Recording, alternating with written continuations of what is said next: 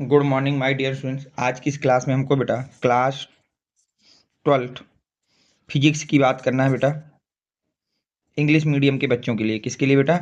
English medium के बच्चों के लिए। आज हम लोग फिजिक्स के मोस्ट इंपॉर्टेंट मैं आपके लिए 10 क्वेश्चन आंसर लेके आया हूं, जो बेटा एवरी ईयर पूछे जा रहे हैं। ये सारे क्वेश्चन जो इस वीडियो में आपको कराने जा रहा हूँ बेटा, ये 2019 से लेकर 2024 तक मिनिमम आपका 3 से 4 टाइम्स रिपीट हो चुके हैं। मिनिमम 3 to 4 टाइम्स रिपीट हो चुके हैं। तो इन क्वेश्चनों को अच्छी तरह से आपको लर्न करके ही आपको इस साल के एग्जाम में जाना है। अगर हम बात करें बेटा क्वेश्चन नंबर फर्स्ट की, तो फर्स्ट क्वेश्चन है बेटा एक्सप्लेन बायो सेवर्ट लॉ। आपको एक्सप्लेन करना है बायो सेवर्ट लॉ को। तो the magnitude of magnetic induction at a point due to a small element of current carrying conductor is dB equal to mu naught upon 4 pi I D L sine theta by R square. ये होता है बेटा magnitude of magnetic induction at a point due to small element of current carrying conductor. कोई current carrying conductor है, उसके small element के कारण अगर हम लोग मैग्नीट्यूड निकालें मैग्नेटिक इंडक्शन का, तो होता है mu naught upon 4 pi into I D L sine theta by R square.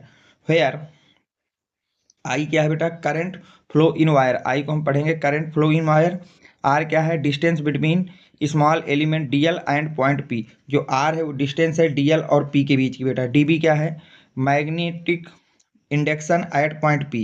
Eight point P का क्या है? मैग्नेटिक इंडक्शन है। और डीएल को क्या पढ़ोगे बेटा? Length of element along the wire. जो वायर है उसका लेंथ है, जो हमने एलिमेंट को स्टडी के लिए वहां से काटा है। ठीक, नेक्स्ट देखिए क्वेश्चन क्या कह रहा है आपका। Write the formula for the resolving power of a microscope. How can be increase its resolving power, draw ray diagram of the reflecting telescope. तो पहला तो क्वेश्चन है बेटा कि write the formula of resolving power of microscope. Microscope के resolving power का formula लिखना है। तो क्या होता है बेटा?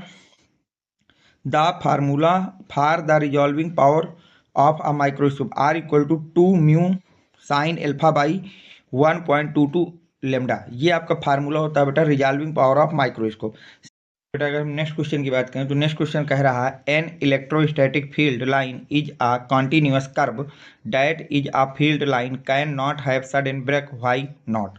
बोला जा रहा है an electrostatic field line are continuous curve. जो स्टैटिक्स फील्ड लाइंस होती है वो कॉन्टिन्यूअस कर्व को आपकी ऑब्टेंड करती हैं। That is a field line can not have sudden break. और जो आपकी इलेक्ट्रिक फील्ड लाइन होती हैं वो सडनली ब्रेक नहीं होती हैं, व्हाई नॉट, क्यों? तो देखिए the curve of the electrostatic field is a continuous curve. जो इलेक्ट्रोस्टैटिक फील्ड का कर्व होता है वो कैसा कर्व होता है बेटा? कॉन्टिन्यूअस कर्व होता है। It is because the force acting on a charge particle is continuous is in the electric field. और इसका रीजन क्या होता है? क्योंकि जो आपका चार्ज होता है उसके ऊपर जो है कॉन्टिन्यूअस इलेक्ट्रिक फील्ड का फोर्स लगता रहता है। The value of the force very in the electric field continuously. और जो वैल्यू होती है फोर्स की वो कॉन्टिन्यूअसली वेरी होती रहती है बेटा उस चार्ज के ऊपर। So there are no sudden change it the electric field, जिसके कारण जो आपकी इलेक्ट्रिक फील्ड है वो सडनली चेंज नहीं होती है। अब सेकेंड क्वेश्चन देखिए क्या कह रहा है बेटा। Why explain two field line never cross each other at any point.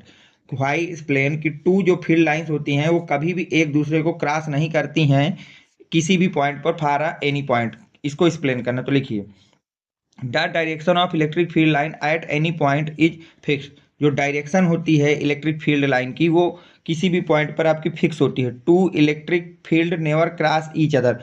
और कभी भी दो इलेक्ट्रिक फील्ड लाइंस कभी भी एक दूसरे को क्रॉस नहीं करेंगी। Because if two field cuts each other then there will be two different direction of the electric field at that point. देखिए at that point of intersection. तो अगर कभी ऐसा हो जाए कि एक पॉइंट पे दो इलेक्ट्रिक फील्ड लाइन आपकी क्रॉस कर गई, तो इसका मतलब है कि वहां पर हम लोग इलेक्ट्रिक फील्ड की दो डायरेक्शन को ड्रॉ कर सकते हैं, और जो कि ऐसा नहीं होगा। ठीक है, intersection which is not possible, जो कि पॉसिबल नहीं है। Therefore two electric field never cross each other, जिसके कारण दो इलेक्ट्रिक फील्ड लाइंस कभी भी एक दूसरे को क्रॉस नहीं करेंगी ईच अदर। अब हम चलते हैं नेक्स्ट बेटा इंपॉर्टेंट क्वेश्चन पे। अगला इंपॉर्टेंट क्वेश्चन क्या है, ध्यान से देखिए। अब वो कह रहा है बेटा so that newton per coulomb and volt per metre are the same unit, write the name of the physical quantity.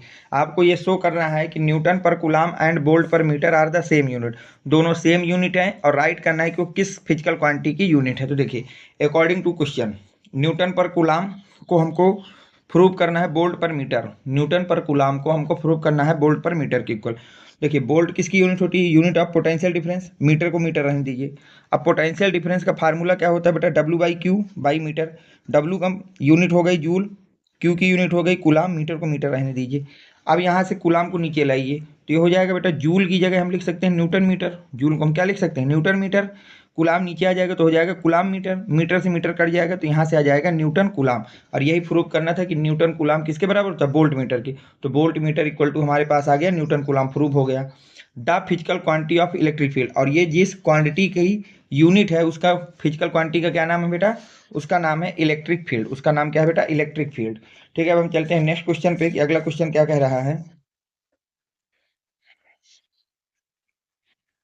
देखिए अगला इंपॉर्टेंट क्वेश्चन है बेटा आपके सामने,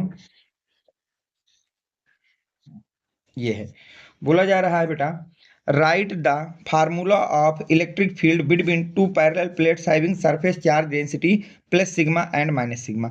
आपको इलेक्ट्रिक फील्ड का फार्मूला लिखना है between the two parallel plates और उनकी सरफेस डेंसिटी गिवन है। तो देखिए ये मान लिया एक प्लेट ए है और एक प्लेट बी है, इस पर जो आपका सरफेस चार्ज डेंसिटी और सिग्मा है और इस पर माइनस सिग्मा है। Electric field due to the parallel plate A के कारण जो इलेक्ट्रिक फील्ड होगी वो क्या होगी बेटा, A equal to sigma upon 2 epsilon naught. Electric field due to the parallel plate B, और बी के कारण जो इलेक्ट्रिक फील्ड आएगी वो आ जाएगी sigma upon 2 epsilon naught. Electric field between the parallel plates, अब देखिए पैरेलल प्लेट से मान ली यहाँ पी आपको निकालना है पी पॉइंट पे, तो अगर आपके दोनों प्लेटों पे जो आपका चार्ज है वो अपोजिट है तो दोनों की आपको इलेक्ट्रिक फील्ड को केवल ऐड कर देना है। तो देखो एक में प्लस और एक में क्या है माइनस, तो हम दोनों को क्या कर देंगे बेटा, ऐड कर देंगे। अब यहाँ से वैल्यू रख देंगे, ई ए की वैल्यू ये है, ई बी की वैल्यू ये है, ई बी की वैल्यू ये है।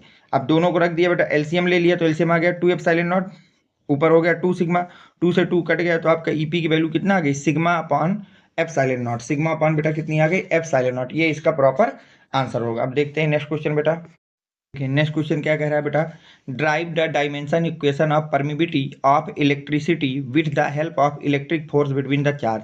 आपको डायमेंशन इक्वेशन को ड्राइव करना है परमिबिलिटी की, किसकी बेटा, परमिबिलिटी की, विद द हेल्प ऑफ, किसकी हेल्प से बेटा, electric force between the charges. तो देखिए according to Coulomb's law force equal to क्या होता है बेटा, 1/4 pi epsilon naught Q1 Q2 by R square.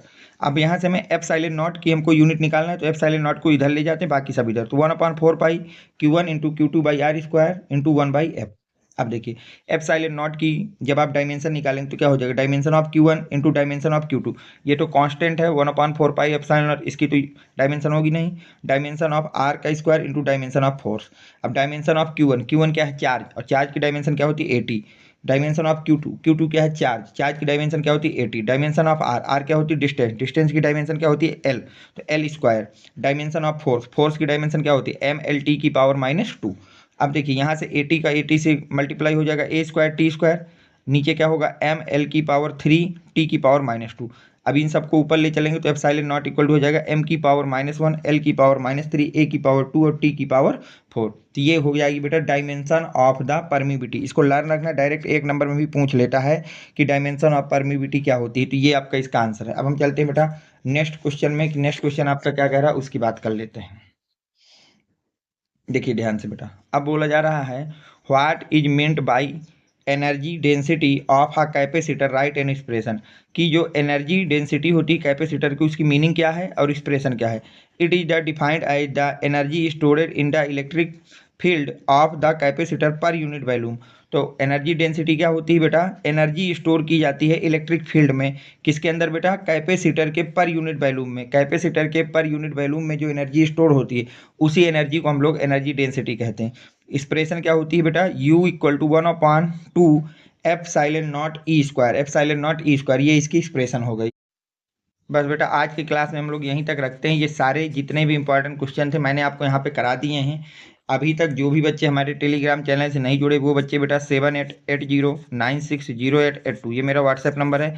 इस नंबर पे अपना नेम लिख करके मुझे भेज देंगे, मैं आपको वहाँ से टेलीग्राम की लिंक प्रोवाइड करा दूंगा। Thanks for watching, next video coming soon.